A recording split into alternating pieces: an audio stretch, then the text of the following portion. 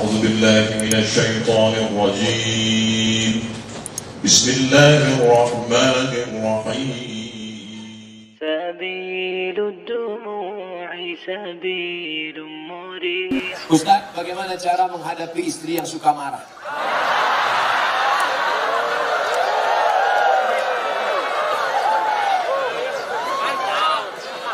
Anggap aja dia radio rusak.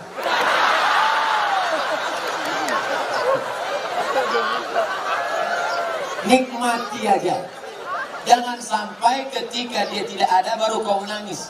Kalau sudah tiada hari biasa. Oleh sebab itu maka kalau dia marah-marah bilang sama dia, nggak ada lo nggak rame bang. Oleh sebab itu kenapa dia marah? Jangan kita egois. Kenapa dia marah? Yang mengandung anakmu 9 bulan 10 hari siapa? Dia kan? Yang tak sempat sholat duha, yang tak sempat sholat tahajud, yang menangis di dalam pangkuan, yang tidur sampai subuh, yang tidak sempat menikmati lelapnya malam, yang tak sempat mimpi indah. Itu siapa? Dia. Engkau kan cuma datang sekali-sekali aja jadi. Oleh sebab itu dia mungkin agak marah sedikit. Sabarlah. Khuliqatil mar'atu min dhilah. Dia diciptakan dari tulang rusuk yang bengkok. Tulang rusuk. Ini tulang rusuk yang paling bengkok. Itulah asal muasal dia. Dia bengkok. In akhasta aqamtaha kasartaha. Kalau kau luruskan dia patah. Kalau kau ikut nanti kau jadi bengkok. Kau yang gagah yang perkasa. Kalau kau luruskan dia lurus. Kalau kau ikut, kau jadi bengkok. Kalau ada pegawai yang ikut istri, pegawai bengkok. Polisi ikut istri, istri polisi bengkok. Tentara ikut istri, tentara bengkok. Satpol PP ikut istri, Satpol PP bengkok. DPR ikut istri, DPR bengkok. Oleh sebab itu pandai-pandailah cari orang tua, ngomong kepada tokoh masyarakat, tokoh adat, religius, datang ke Pak Kiai. Pak Kiai, saya mau nanya ini, tolong bacakan doa gimana supaya istri saya ini jangan lagi marah-marah. Mau doa apa? Mau doa bisu apa mati? Insya Allah semuanya ada kebaikannya. Dia marah kenapa? Mungkin karena engkau gak sholat berjamaah. Dia marah kenapa? Mungkin uang belanjanya kurang.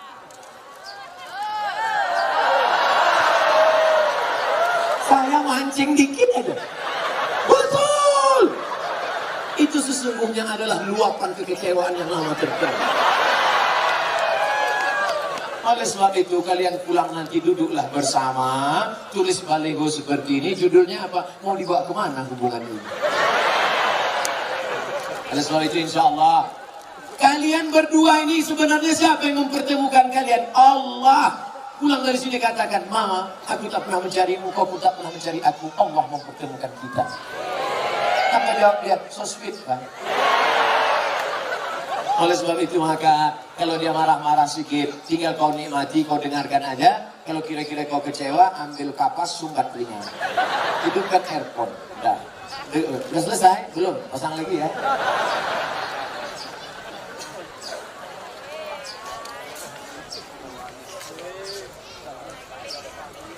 Panitia, apakah haram makan uang korupsi sama dengan haramnya babi? Mana pula sama babi sama korupsi? Kalau kau ambil babi, kau panggang, kau kasih kecap, kau makan, itu yang dosa kau sendiri. Tapi kalau korupsi kau makan, kau mesti kembalikan uang ini kepada orang pemiliknya. Kalau kau makan babi, di akhirat kau gak perlu nyari babi. Tapi kalau korupsi, kau mesti cari orang itu. Kalau kau korupsi satu desa, berarti satu desa mesti kau cari. Kalau kau cari, kalau korupsi satu provinsi mesti kau cari. Kenapa Ustaz tak sebutkan satu kota? Ada Bu Wali di sini.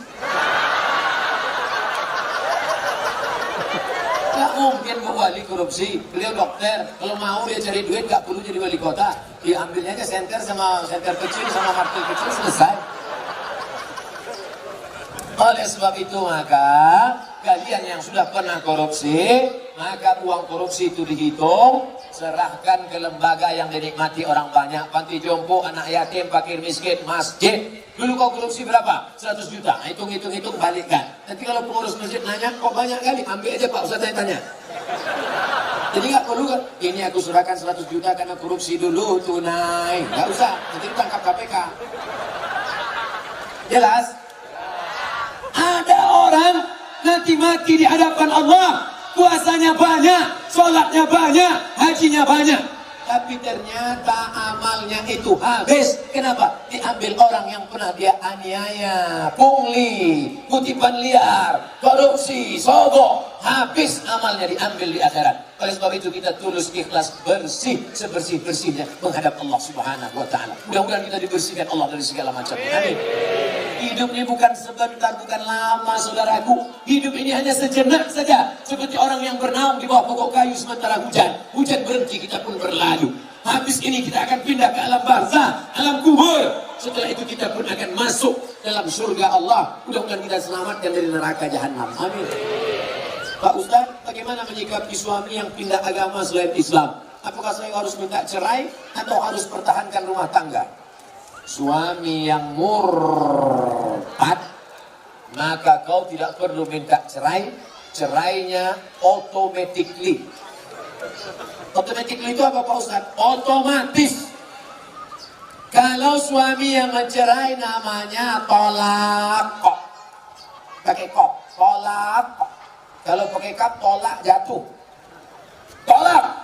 Kalau istri yang menggugat namanya khulu. Tapi kalau otomatis fasah, namanya fasah otomatis. Apa itu? Suami yang murtad nggak perlu dituntut, otomatis sudah cerai. Istri yang murtad otomatis. Makanya kalian wahai anak lajang, anak gadis, kalau mau nikah yang dicek pertama adalah agamanya. Jangan yang kau cek pertama saldonya. Ustaz Somad, anak saya dokter, mantap, mau nikah. Calon mantu saya ragu sholat apa enggak. Gimana caranya tesnya Pak Ustaz? Suruh ketemuan jam 12 siang hari Jumat. Mas, kita ketemuan hari Jumat jam 12 ya. Mohon maaf, untuk yang satu ini tidak bisa. Karena aku harus sholat Jumat. Terimalah ya. Tapi kalau dia bilang, oke. Tapi tes ini tidak bisa dipakai lagi karena soal sudah bocor. Nanti saya kasih soal yang baru, saya banyak soal. Bisa kita bicara 4 mata Pak Ustaz, jangankan 4 mata, 3 pun bisa kita. Agamanya dulu. Wahai laki-laki, kalau kalian mau meminang perempuan, tengok agamanya. Wahai para wali, perempuan tidak langsung menerima laki-laki. Perempuan itu tidak langsung sama laki-laki. Dia harus ada walinya yang menerima si laki-laki itu 6. Bapakmu, kakekmu, abangmu, adikmu, pamanmu, abang ayahmu, adik. Dia tanya. Makanya perempuan itu ditanya, "Nduk, anak perempuan, maukah engkau menerima laki-laki ini?" Kalau perempuan itu diam, berarti tanda setuju. Dulu anak gadis diam. Anak gadis sekarang mau jawab iya aja atau iya banget ya. Nah, kalian perempuan, yang pertama dilihat dari laki-laki adalah din, agamanya, wa khuluquhu, baik agamanya, baik akhlaknya, terima dia. Tapi kalau perempuan yang dilihat apa? 4. Tungkahul mar'atu li 4. Perempuan dinikahi karena 4. Mal, kaya. Wali hasabiha, keturunan bangsa yang hidup di awan. Wali jamaliha, cantik. Wali diniha, karena agamanya. Ustaz Somad, ya, saya mahasiswa Ustaz dulu di kampus. Sudah tamat kuliah? Sudah Pak Ustaz. Udah kerja? Udah Pak Ustaz. Udah nikah? Belum Pak Ustaz. Kenapa belum nikah? Nyari yang ada 4-4-nya. Bisa Ustaz carikan Ustaz. Kalau ada 4-4-nya, ngapain aku kasih ke kamu? Jangan kau cari karena cantiknya, karena wajah perempuan akan berubah. Kemarin kami baru reuni, baru ketemuan reuni 20 tahun gak ketemu. Dulu imut-imut, sekarang lisut. Bunga, bagaimana tabiat bunga? Bunga kuntum makar harum, cantik, kuning, layu. Ada bunga yang tak layu, bunga plastik. Makanya banyak perempuan sekarang wajahnya plastik semua. Pipi plastik, dagu plastik, hidung plastik. Ini alis apa belum ada? Plastik, lontik bukan main.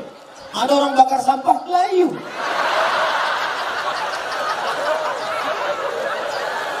Menggeletar tangan, mencukur bulu mata.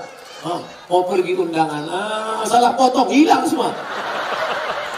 Kawan udah mulai nelpon, gimana? Jadi kita berangkat, kacau ini. Bilang gak mungkin pergi satu, hilangkan dua-duanya. Hilang. Gimana? Waduh kacau, gimana ini? Mau ditempelkan hijau satu gak mungkin. Untung ada spidol red boy. Makasih ya Pak, memang kau penyelamatku. Rupanya spidolnya nggak permanen. Sampai di tempat undangan, sambal udangnya pedas, kipas angin mati, meleleh. Ambil tisu, lupa, panas ya iya. Semua orang senyum, kok tiba-tiba orang ini ramah ya? Semua senyum. Sampai pulang ke rumah mati lampu jam 9 malam. Assalamualaikum bang. Waalaikumsalam. Dia buka pintu. Allahu la ilaha illallah.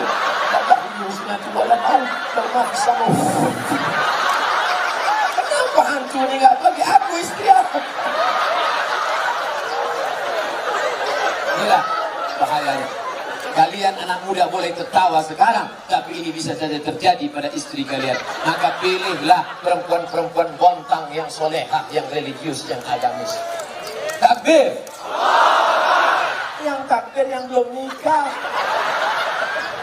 Anak udah ini pas sudah sini. Amin. Allahu Akbar. Jaga aja bini di rumah.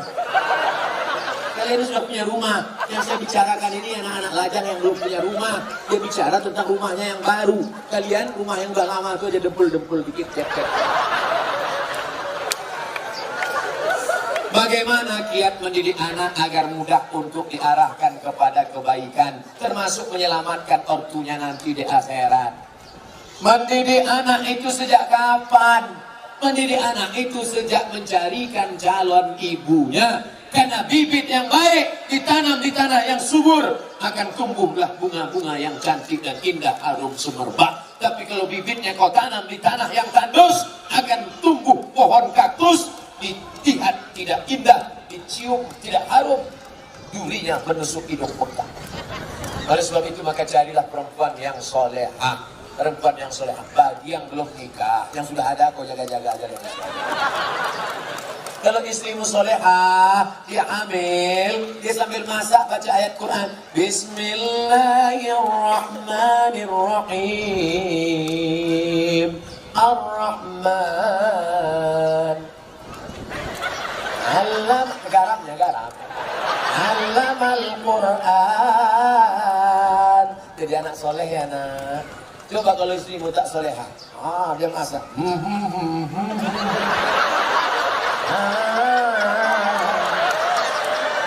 Garam tak ada.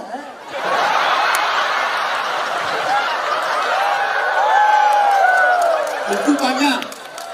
Kuku panjang. Di atas black kutek, di bawah black daki. Dimasaknya kau bakwan. Sebelah kiri pula tuh. Enak bakwan mama ya? Iya. Makanya kalian cari yang solehah. Setelah anak lain, selama mengandungkan itu apa yang dia baca? Dia baca surat Yusuf. Datang ke Kiai, Pak Kiai, gimana supaya anak saya baik? Baca surat Yusuf. Maksud Pak Kiai supaya anaknya nanti imannya kuat seperti Nabi Yusuf diajak berzina oleh Zulaikha tapi gak mau. Rupanya dia salah sangka. Disangkanya anaknya ganteng macam Nabi Yusuf. Begitu lahir hitam pendek. Marah sama Pak Kiai. Pak Kiai, kenapa anak saya seperti ini? Kenapa nggak seperti Nabi Yusuf? Suaminya mana? Ini suaminya Pak Kiai. Iya sama.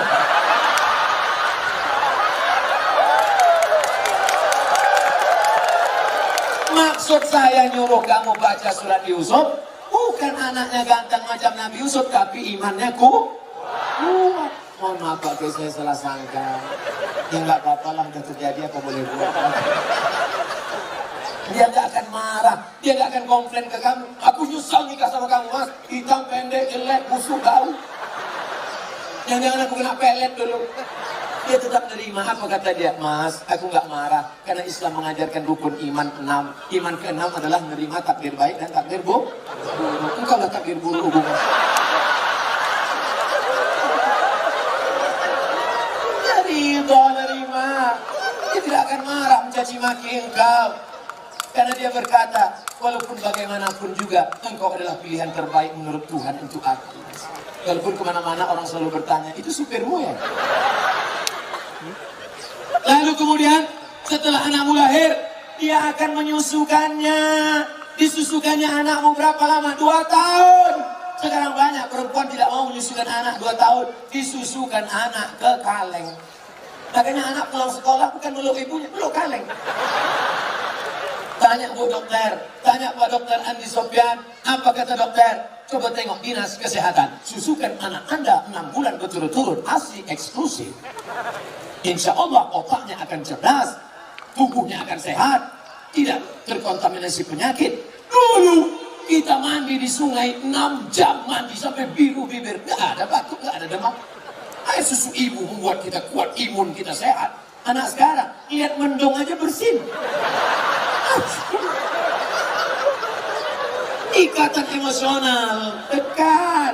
Anaknya disusukan ibu. Ibu yang menyusukan anak untuk menghindari kanker payudara. Ibu yang menyusukan anak sekaligus keluarga berencana. Ibu yang menyusukan anak kedekatan emosional antara ibu dan anak. Makanya anakmu jauh dia tetap nelpon, mama mau makan apa, nanti adik bawakan makanan ya. Anak yang tidak kau susukan, kau titip uang pun dia lupa. Mana mak titipan mama tadi? Gak ingat, lupa. Jangan heran, kenapa? Karena hubunganmu dengan dia sudah lama putus. Lalu kemudian setelah itu dijaganya. 2 tahun pertama susukan, 2 tahun kedua lari-lari lompat-lompat, 2 tahun ketiga mulai dia mengajarkan surat-surat pendek. Anak sambil motong-motong bawang, motong-motong cabai. Bismillahirrahmanirrahim. Qul huwallahu ahad. Akhirnya dia ajak sholat. Sekarang kita ketemu perempuan di tepi jalan, umur 5 tahun, lipstiknya tebal, rambutnya pirang 3 warna, merah, kuning, kelabu, buteknya merah. Kira-kira anak umur 5 tahun ini yang ngajar siapa?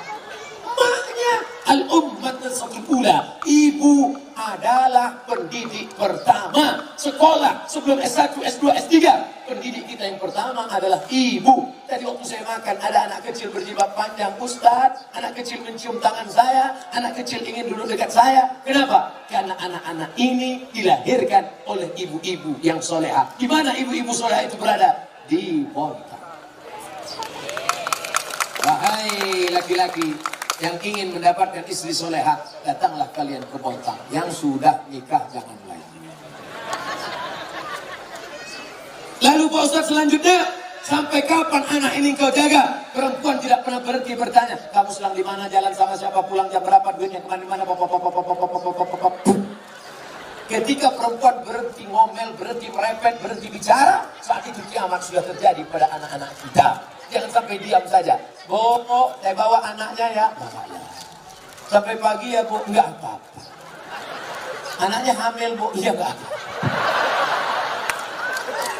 Jangan sampai. Kalian laki-laki harus gagah, perkasa. Perempuan juga harus menjaga. Pak, saya bawa anaknya sebentar jalan-jalan ke kota. Jangan. Ibu juga harus begitu. Bu, kami bawa. Jangan. Jangan sampai bapak bilang, jangan. Sekali tidak, tidak. Datang ibu dari belakang, bawalah. Kita dulu lebih parah daripada itu. Rusak anak-anak kita. Harus kita jaga generasi ini, insya Allah. Pertanyaan terakhir, Ustadz, apakah haram? Oh, ini pertanyaan yang tadi sudah tadi. Maka di akhir majelis ini ada 3 lagi.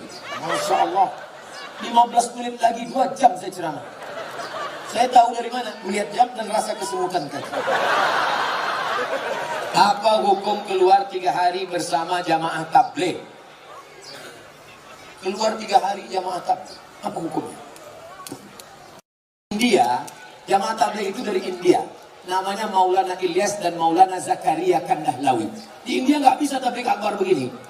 Di India nggak bisa tabligh akbar begini. Kalau tabligh akbar begini, datang Amitabh Bachchan, Sanjay Dutt, Hema Malini, Rani Mukherjee, hafal juga bos. Nggak bisa. Maka ijtihad Maulana Ilyas Zakaria Kanalawi, mereka datang dari rumah ke rumah. Dakwahnya dari pintu ke pintu, door to door. Assalamualaikum. Waalaikumsalam. Kya hal hai? ठीक है कुछ कुछ होता है. Kya hal hai artinya apa kabar? Pikirnya kabar baik. Kuch kuch hota hai judul film. Saya nggak tahu. Aja. Saya paling bingung ngomong sama orang India. Antara iya dengan tidak, goyang kepalanya sama. Saya tanya, kya hai dike? Saya tinggal di hotel kamar berapa? Aja. Lantai 3 apa 4? Aja. Maka ini datang dari India. Mereka ulama-ulama ahli hadis. Siapa yang kaya, punya duit banyak, kerja tidak mengikat, 3 hari datang ngajak ke pintu. Assalamualaikum, waalaikumsalam. Ayo ke masjid ya. Ayo datang pengajian ya. Mereka inilah yang berdakwah di jalan Allah. Abdul Somad ceramah ke Bontang. Kenapa? Karena diundang Pemko. Abdul Somad ceramah ke Bontang. Kenapa? Karena diundang Badak LNG atau LNG Badak. Tapi mereka yang datang rumah ke rumah, ada yang undang mereka? Tidak ada. Ada proposal untuk mereka? Tidak ada. Mereka datang lillahi ta'ala. Ini jamaah tabligh aliran sesat, Pak Ustaz. Kenapa sesat? Karena mereka berjenggot. Nabi Muhammad berjenggot. Karena mereka bersorban. Nabi Muhammad bersorban. Karena mereka pakai jubah. Nabi Muhammad pakai jubah. Kenapa Ustaz nggak pakai jubah? Ini orang ramai nari-nari. Kalau sempat saya pakai jubah, tanggal jubahnya. Maka saya pakai celana, biar supaya cepat lari nanti. Saya celana masuk lagi. Jangan katakan mereka sesat. Mereka adalah orang yang mengajak ke jalan Allah. Mereka aslinya dulu preman, bertatu, kumis tebal, anting-anting, gak kenal agama. Tapi datang jamaah tabligh di terminal di preman. Datang, memang. Tatu besar, gambar ular kobra. Datang itu jamaah tabligh, mengukur ular kobranya. Hei, ayo ke masjid. Berani ente ngajak saya? Besok dia datang lagi. Lama-lama preman ini tersentuh. Datanglah dia ke masjid. Ini bukan cerita bohong. Ini bukan cerita yang diada-adakan. Seorang preman di kampung saya, rambutnya panjang, punya meja biliar, tidak pernah sholat. Akhirnya saya pulang dari Mesir, dia yang jadi imam di masjid. Bismillahirrahmanirrahim. Saya heran, siapa ini? Assalamualaikum warahmatullahi. Yang punya meja biliar. Saya tanya, abang gimana ceritanya taubat? Ustadz gak pernah menceramahi aku gak pernah datang ke masjid, aku gak pernah dengar khutbah, aku gak pernah nengok tabligh akbar.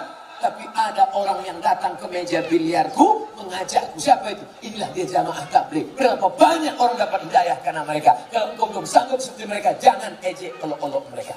Ini banyak orang ejek. Apa itu? Itu jamaah kompor.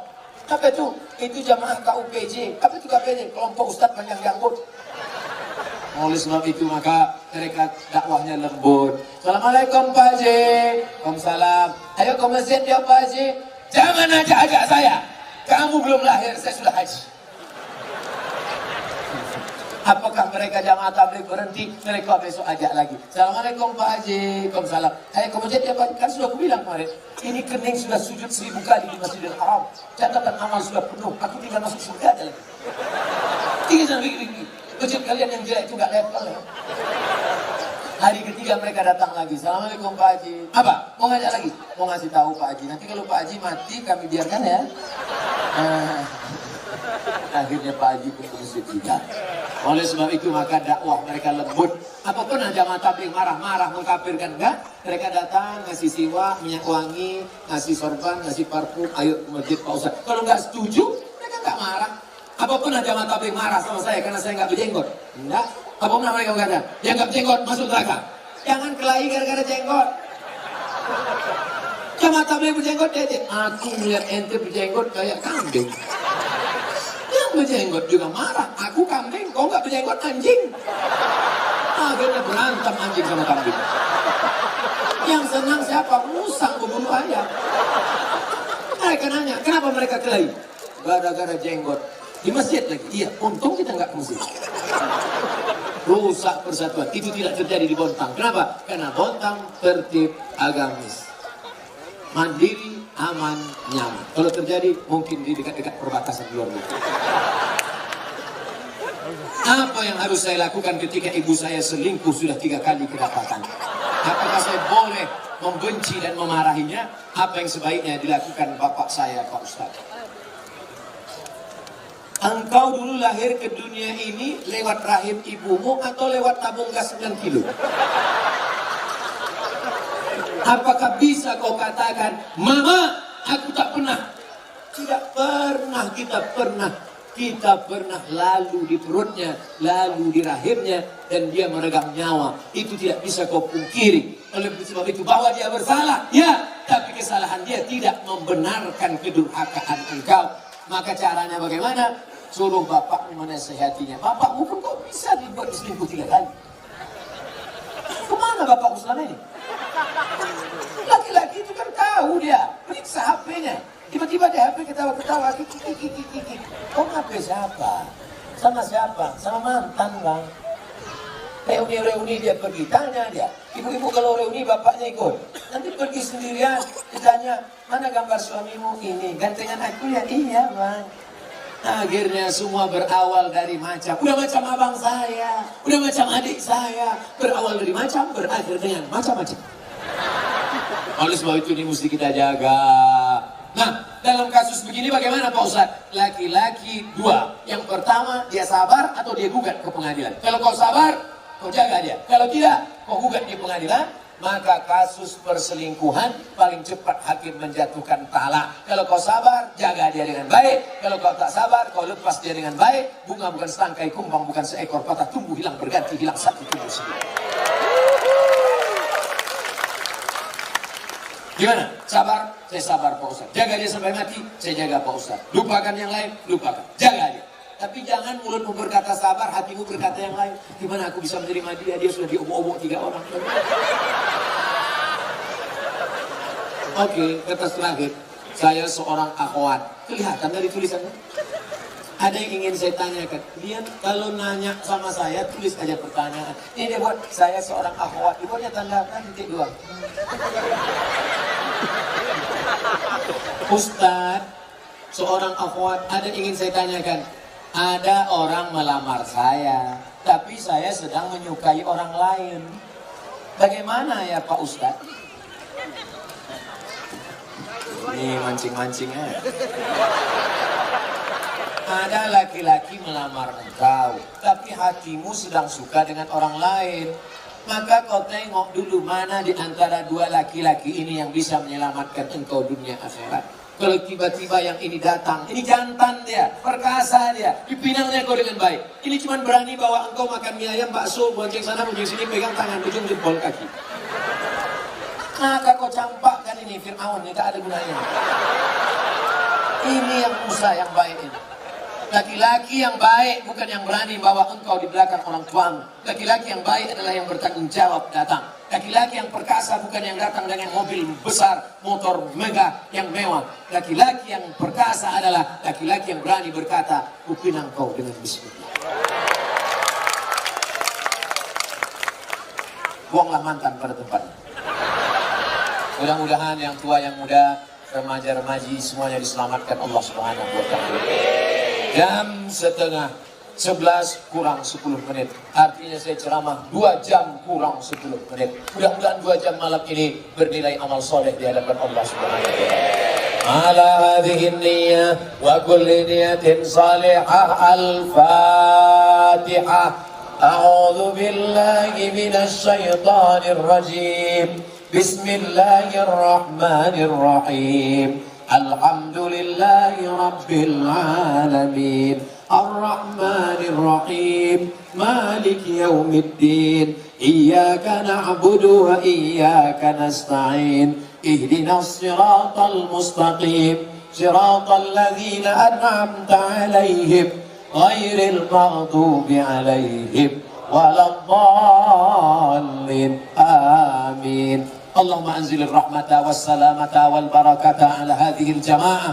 Turunkan keselamatan, kerahmatan, keberkahan kepada seluruh jamaah yang hadir ini ya Allah.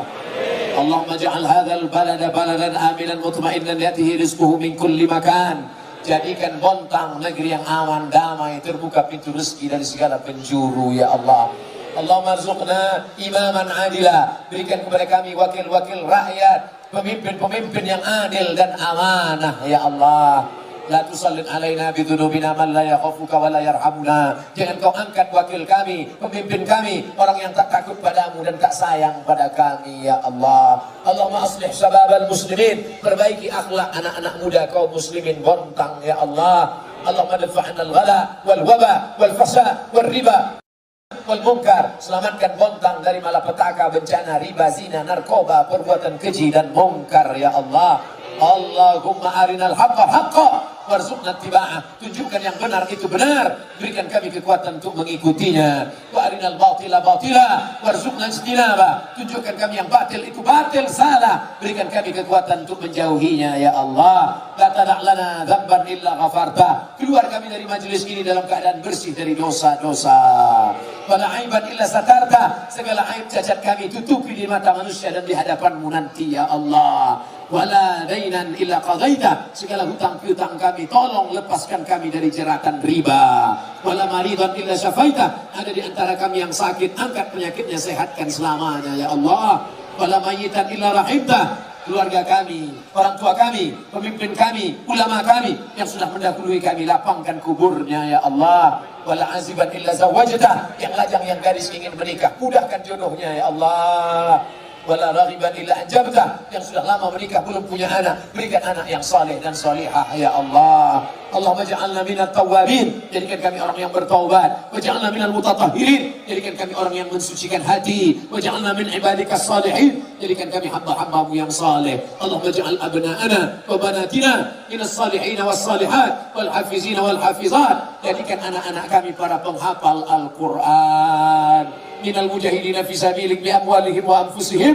Jadikan mereka orang yang berjuang menolong agamamu dengan harta dan nyawa mereka. Allah makhtim lana bi husnil khatimah wa la takhtim alaina bi su'il khatimah. Allahumma ja'al akhir kalamina min intihai ajalina. Jadikan akhir kalam kami ketika ajal kami sampai, saat malaikat maut mencabut nyawa kami, yang keluar dari mulut kami la ilaha illallah Muhammad Rasulullah sallallahu alaihi wasallam. Rabbana atina fid dunya hasanah wa fil akhirati hasanah wa qina adzabannar. Wa sallallahu ala sayyidina wa maulana Muhammad wa ala alihi wa sahbihi wa sallam. Walhamdulillahi rabbil alamin. Taqabbalallahu minkum wa minkum taqabbal ya karim. Pulang dengan tenang, ambil bawa semua sampah. Terima kasih segala perhatian. Mohon maaf segala kesilapan dan kesilapan. Wallahu muwaffiq ila aqwamit thariq. Wassalamualaikum warahmatullahi wabarakatuh.